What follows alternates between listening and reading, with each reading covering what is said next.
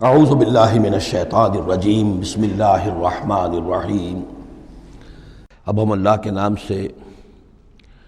قرآن حکیم میں مکی اور مدنی صورتوں کا جو دوسرا گروپ ہے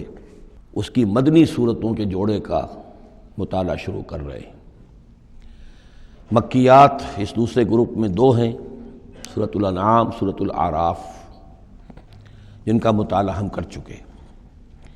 اور میں نے ابتدا ہی میں عرض کیا تھا کہ یہ گروپ اس اعتبار سے متوازن ہے کہ اس میں دو ہی صورتیں مکی ہیں، دو ہی مدنی ہیں۔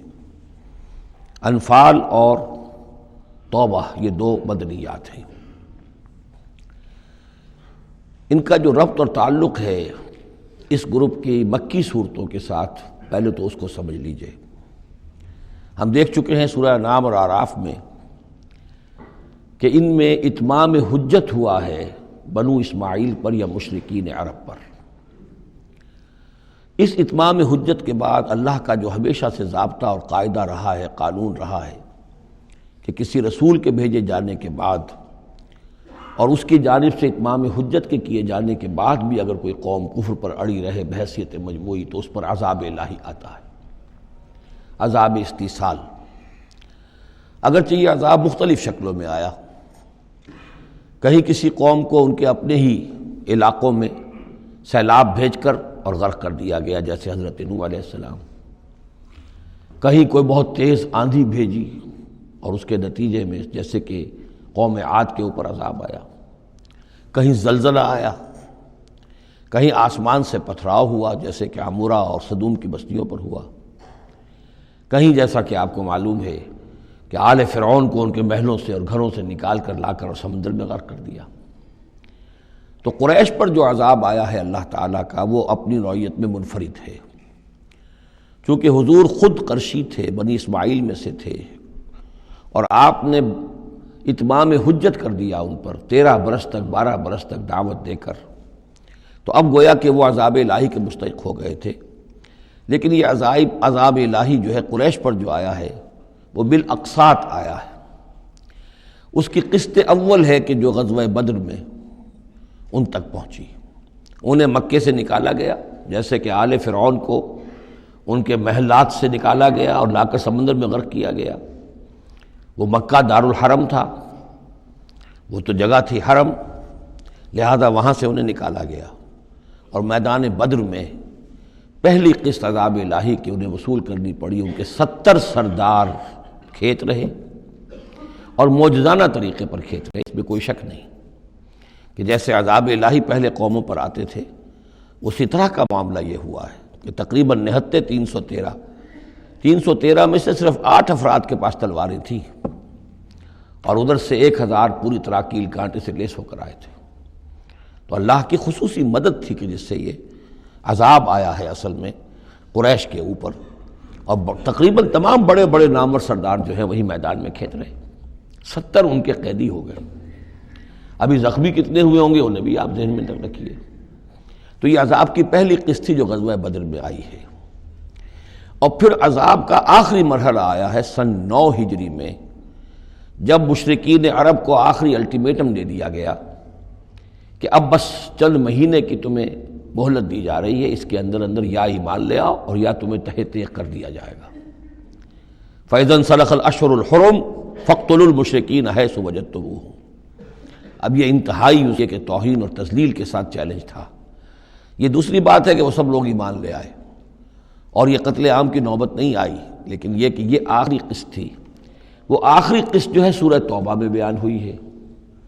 اور عذاب کی پہلی قسط جو ہے وہ سورہ انفال میں ہے۔ ان دونوں صورتوں کو جمع کر دیا گیا تاکہ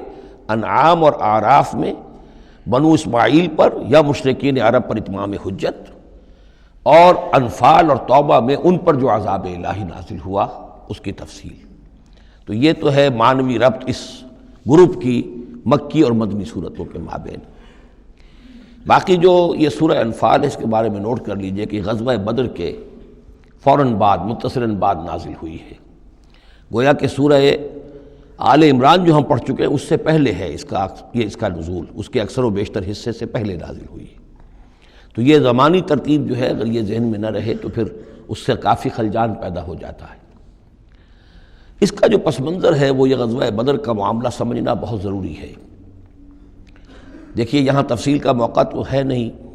میں نے سیرت النبی علیہ صاحب الصلاۃ والسلام سے منہج انقلاب نبوی کے جو مختلف سٹیپس ہیں کہ اس میں کن کن مراحل سے ہو کر آپ نے دین کے غلبے کا جو فرض منصبی آپ کے حوالے کیا گیا تھا اس کی تکمیل فرمائی،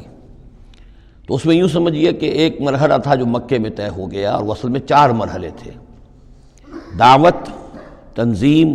تربیت اور صبر محض۔ وہاں ہاتھ اٹھانے کی اجازت نہیں تھی۔ ہم پڑھ آئے ہیں، سورہ نساء میں آ چکا ہے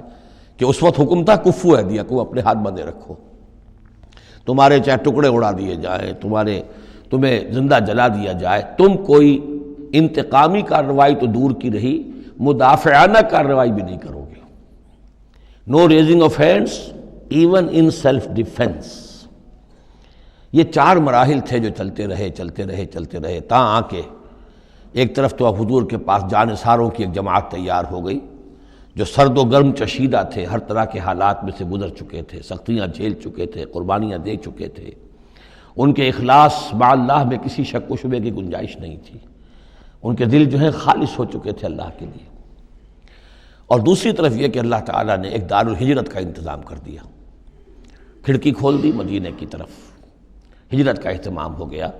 تاکہ اہل ایمان کو وہاں سے نکال کر اور مدینے میں لے آیا جائے۔ اب یہاں سے اقدام ہو، اسی لیے ہجرت فرض کر دی گئی کہ اب تمام مسلمان یہاں آ جائیں۔ ظاہر بات ہے کہ ہجرت جو ہے وہ فلائٹ نہیں تھی، وہ کوئی فرار نہیں تھا، بھاگ کر جان بچانا نہیں تھا۔ مغربی مورخین تو اسی نام سے اس کو یاد کرتے ہیں۔ وہ تو اصل میں یہ تھا کہ ایک جگہ اگر اس کام کے لیے موضوع نہیں ہے تو کوئی اور بیس، آلٹرنیٹ بیس اگر مل جائے تو وہاں سے اپنا آفینسو جو ہے، آخری فیصلہ کن اقدام جو ہے وہاں سے لانچ کیا جائے۔ لہذا مدینہ میں آ کر حضور نے صلی اللہ علیہ وسلم صرف 6 مہینے لیے ہیں انٹرنل کنسالیڈیشن، کہ اب آپ آئے ہیں، نئے آئے ہیں، مہاجرین نئے آئے ہیں، تو ایک تو یہ کہ ان 6 مہینے میں آپ نے مسجد نبوی تعمیر کر لی، مرکز بن گیا، گورنمنٹ ہاؤس بھی ہو گیا یہ، اور پارلیمنٹ ہاؤس بھی ہو گیا، دارالندوہ بھی ہو گیا، دارالعلوم بھی ہو گیا، خانقاہ بھی ہو گئی، عبادت گاہ بھی ہو گئی، مرکز ہو گیا۔ ثانیاً آپ نے انصار اور مہاجرین کے اندر مواخات کرا دی، ایک انصاری ایک مہاجر بھائی بنا دیا۔ تیسرے یہ کہ آپ نے بہت بڑا کام یہ کیا کہ جو یہود کے قبیلے وہاں آباد تھے ان کو آپ نے ان کے ساتھ ایک معاہدہ کر لیا، جوائنٹ ڈیفنس آف مدینہ، میثاق مدینہ، مدینہ کی ایک مدافعت جو ہوگی وہ مشترک ہوگی، کوئی بھی حملہ آور آئے گا باہر سے تو مل کر مسلمان اور یہودی اس معاملے میں ایک ملت ہوں گے اور دفاع کریں گے مدینہ کا۔ بس 6 مہینے آپ نے اس کام میں لیے، 7ویں مہینے سے پھر آپ نے کچھ چھوٹے چھوٹے دستے بھیجنے شروع کر دیے، چھاپا مار دستے سمجھ لیجئے، کہ جس سے وہ جو کیروان روٹس تھے، قریش کی لائف لائن یہی تھی، ان کا تجارتی سلسلہ تھا، شام کی طرف قافلے جو جاتے تھے وہ بدر سے ہو کر گزرتے تھے، بدر کے قریب سے، اور بدر جو ہے مدینے سے قریب تر تھا، مکے سے فاصلہ زیادہ ہے،